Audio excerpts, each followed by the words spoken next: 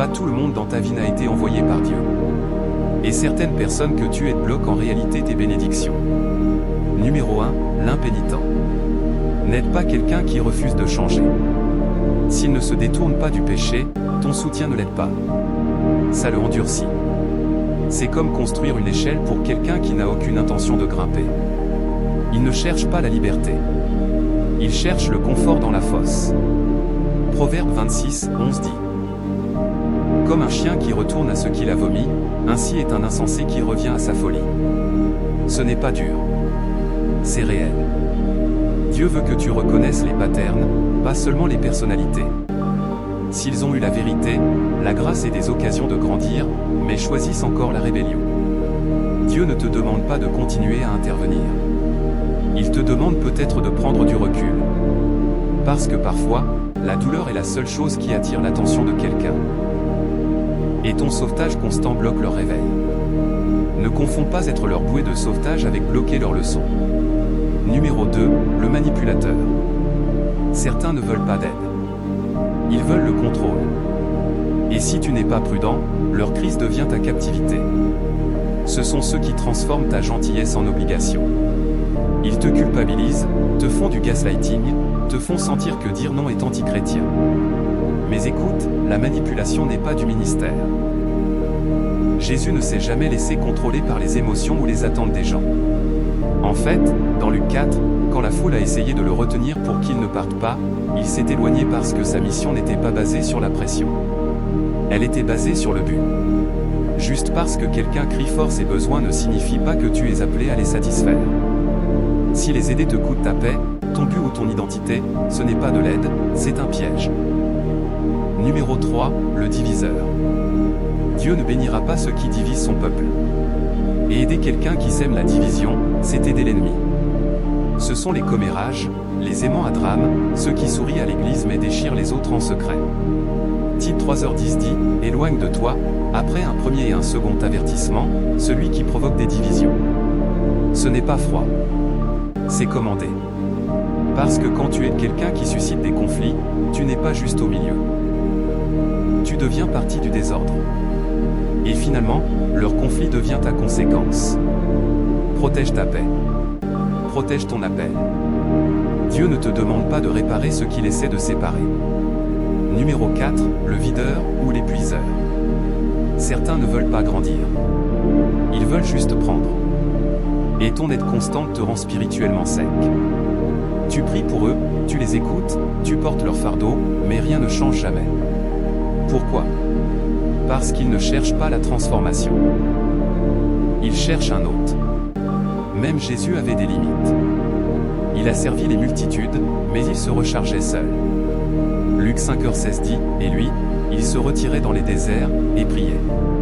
Si le Fils de Dieu avait besoin de distance, toi aussi. Ce n'est pas égoïste de protéger ton énergie. C'est de la guerre spirituelle, parce qu'un esprit vidé ne discerne pas clairement, et le burn-out est l'un des pièges préférés de l'ennemi. Aider n'est pas 5 ans, ça te vide et les habilite. Numéro 5, le remplaçant de Dieu. Si quelqu'un te regarde toi au lieu de Dieu, arrête d'aider. Tu n'es pas leur sauveur. Ça commence subtilement. Ils demandent des prières, des conseils, du soutien. Mais avec le temps, ils dépendent plus de toi que de Dieu. Et la vérité, c'est que chaque fois que tu te précipites pour réparer, tu te mets à une place qui n'appartient qu'à Dieu.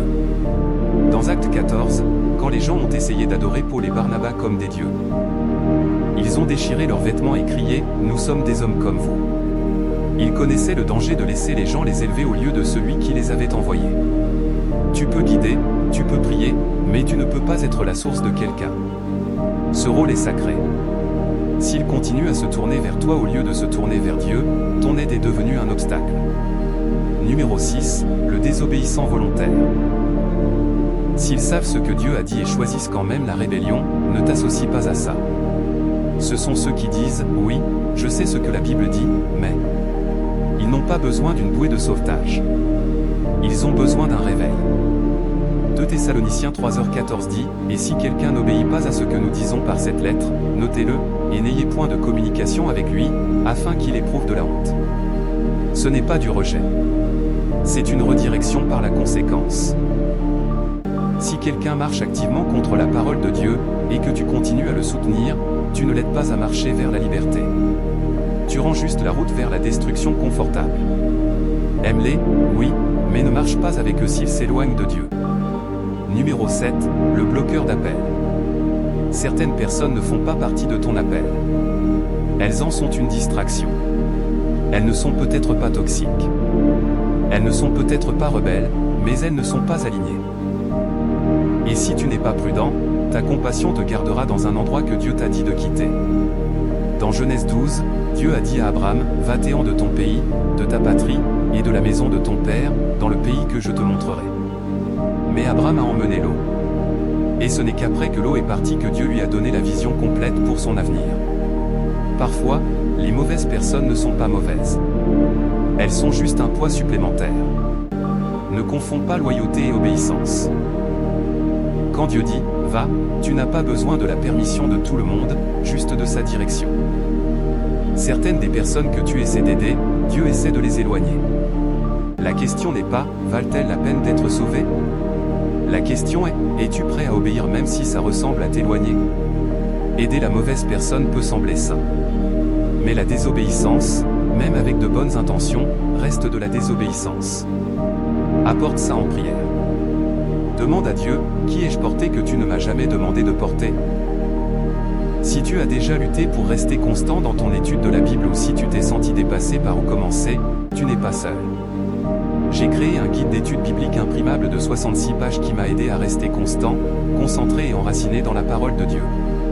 Maintenant, je le partage avec toi pour que tu puisses grandir plus profondément aussi.